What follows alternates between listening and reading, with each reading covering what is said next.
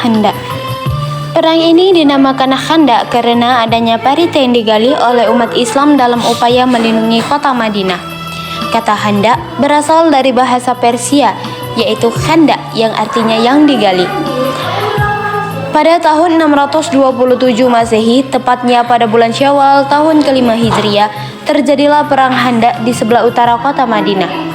Perang ini dilatar belakangi karena adanya rasa dendam kaum Yahudi dari Bani Nadir yang terusir karena melanggar perjanjian dengan Nabi Muhammad yang tercantum dalam sebuah piagam atau biasanya disebut piagam Madinah, yaitu sebuah piagam yang berisi perjanjian mereka untuk tidak saling mengganggu dan menyerang. Namun kenyataannya mereka terus-menerus mengganggu dan menyerang, bahkan berkoalisi dengan kaum kafir Quraisy untuk menyerang Rasulullah dan para sahabatnya. Berikut ceritanya.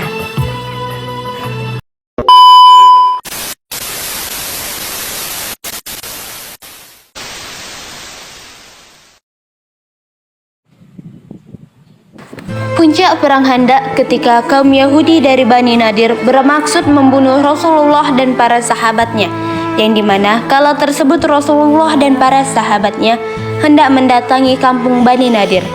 Bahkan kaum Bani Nadir berencana menjatuhkan kayu dan batu ke atas kepala Rasulullah hingga tewas. Namun sebelum rencana itu terlaksana, Allah Subhanahu wa Ta'ala mengutus malaikat Jibril untuk memberitahu rencana jahat kaum Yahudi Bani Nadir kepada Rasulullah, sehingga Rasulullah pun bergegas meninggalkan tempat itu dan diikuti oleh para sahabatnya. Setelah kejadian itu, Rasulullah memberikan tenggat waktu 10 hari kepada Bani Nadir untuk meninggalkan kota Madinah. Jika lebih dari 10 hari mereka tidak meninggalkan kota Madinah, maka Rasulullah SAW menegaskan bahwa akan menebas atau memenggal kepala mereka. Dengan terpaksa, para pembesar Bani Nadir seperti Huyai bin Akhtab dan Salam bin Abil Hakik serta seluruh keluarganya akhirnya pergi meninggalkan Madinah menuju Khaybar dan sebagiannya yang lain menuju Syam. Atas dasar kebencian yang besar, kaum Yahudi Bani Nadir berkoalisi dengan kaum kafir Quraisy Mekah dan suku Arab sekutunya yang melakukan pengepungan dan penyerangan ke kota Madinah. Inilah yang disebut Perang Khandaq. Pasukan koalisi tersebut dipimpin oleh Abu Sufyan dengan kekuatan 10.000 pasukan gabungan. Tokoh-tokoh penting lainnya seperti Amr bin Abdul Wud yang memiliki kekuatan melebihi 1.000 prajurit turut serta di dalam penyerbuan ke kota Madinah.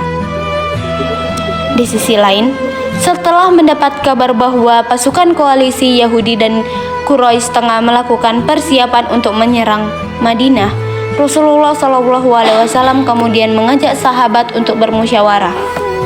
Seorang sahabat bernama Salman Al-Farisi menawarkan gagasan yang cemerlang, yaitu Salman Al-Farisi mengusulkan agar kaum muslimin menggali parit di wilayah utara kota Madinah, atau wilayah yang bisa menghubungkan antara kedua ujung wilayah Harrah Hakim dan Harrah Halah Wabrah.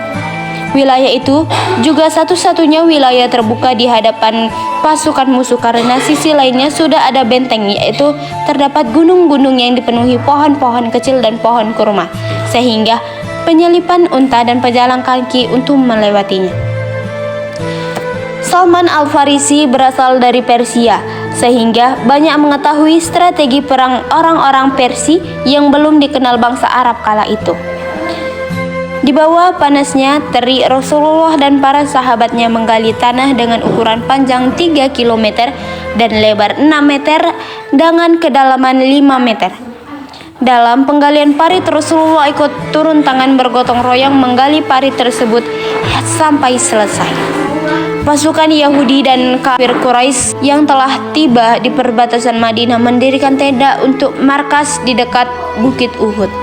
Sedangkan sebagian dari mereka membuat markas di dataran tinggi kota Madinah. Kemudian Huyai bin Akhtab, pemimpin Bani Nadir, mendatangi kampung Bani Quraizah dan bertemu dengan pemimpinnya yang bernama Ka'ab bin Asad. Bani Quraizah adalah sekelompokan orang-orang Yahudi Mereka memiliki benteng sendiri yang terletak di sebelah timur kota Madinah. Mereka terikat perjanjian perdamaian dengan Rasulullah yang berada di bawah jaminan keamanan Rasulullah. Jumlah mereka kurang lebih 800 orang. Ka'ab bin Sa'ad tak henti-hentinya diprovokasi untuk melanggar perjanjian dengan Rasulullah. Akhirnya, Ka'ab bin Sa'ad pun terpengaruh dan bergabung dalam pasukan koalisi. Kabar tentang pengkhianatan Bani Quraidah pun sampai ke telinga Rasulullah. Kemudian Rasulullah mengutus Sa'ad bin Mu'adz dan Sa'ad bin Ubadah, Hawad bin Zubair, dan Abdullah bin Rawaha menemui Bani Quraidah untuk memastikan kabar tersebut.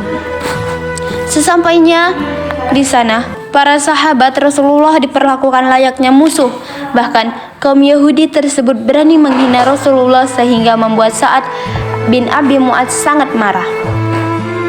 Keadaan tersebut membuat posisi kaum muslimin semakin gawat dan sangat terjepit. Hal tersebut merupakan ujian iman dari Allah Subhanahu wa taala bagi kaum muslimin agar mereka terbebas dari kaum kafir Quraisy dan munafik. Rasulullah Shallallahu Alaihi Wasallam memerintahkan pasukan untuk mengamankan para wanita, anak-anak dalam benteng selama perang berlangsung, sedangkan para lelaki kaum muslimin bertahan di kota Madinah. Pada tanggal 31 Maret tahun 627 Masehi, pasukan sekutu yang dipimpin Abu Sofyan tiba di Madinah. Mereka dikejutkan dengan adanya parit-parit yang ada di sekitar kota Madinah. Pasukan Abu Sofyan yang mengandalkan pasukan berkuda kini tidak bisa berbuat banyak guna menghadapi parit buatan pasukan muslim. Pengepungan pasukan sekutu Yahudi terhadap pasukan muslimin kota Madinah kini berlangsung selama 27 hari. Hingga hari terakhir mereka gagal menemukan cara yang efektif untuk membawa pasukan menembus larut Madinah. Di antara pasukan musuh hanya beberapa orang saja yang mampu menembus parit Madinah. Salah satunya adalah Amr bin Abdul Wud, atau seorang pendekar penunggang kuda yang terkenal sejak zaman jahiliyah. Dia bersama sejumlah pasukan berkuda berhasil melompati parit hingga sampai di sisi kaum muslimin. Ali bin Abi Thalib berada di posisi terdekat, segera menghadangnya. Amr bin Abdul Wud dan beberapa pasukan berkuda Quraisy segera melajukan kuda-kuda ke tempat Ali dan sahabat-sahabat Rasulullah. Setelah diberi izin oleh Rasulullah, Ali bin Abi Thalib yang kala itu masih berusia 17 tahun maju sambil berkata, "Wahai Am, sungguh engkau telah berjanji kepada Allah bahwa bila ada seorang Quraisy mengajakmu kepada dua hal, maka engkau akan menyambutnya." Amr bin Abdul Wud pun membenarkan perkataan Ali bin Abi Thalib yang mengajaknya kepada Allah, Rasulullah-Nya, dan Islam. Namun dengan sombong Amr menolak. Lalu Ali mengajukan tantangan duel, tetapi dengan sombong Amr mengatakan kepada Ali bahwa Ali bukanlah tandingan. Namun Ali sengaja terus memancing kemarahan Amr dengan mengatakan bahwa Ali sangat ingin membunuh Amr. Mendengar perkataan Ali tersebut, Amr bin Abdul Wud sangat marah.